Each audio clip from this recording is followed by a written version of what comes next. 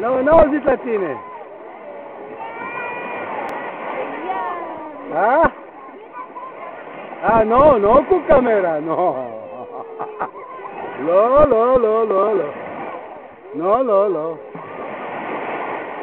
Tu vine ahuța. El e scăpat de la mine, ce facem?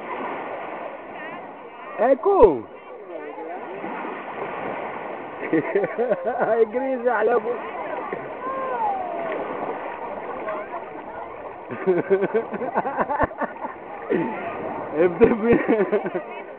Ai putut iutat, înțeles? Ai dreptate când vii să te bate, ea nu-i mai așa problema. Ok, zici ceva la... Miuța, vino la mare, e apa atâta de bună, vai de mine, luna asta mai, e cea mai bună pentru că nu este meduze. Vino, am spus, Ana, Anca, vino, veniți, Vasilică, vino puțin la mare, te bate la apă puțin, să vezi ce bine e. Vai, ce plăcere! E cald, extraordinar și apa e bună.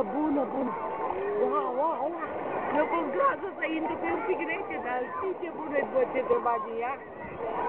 Veniți, vă pup! Intră la capul. Stai că intru puțin cu capul.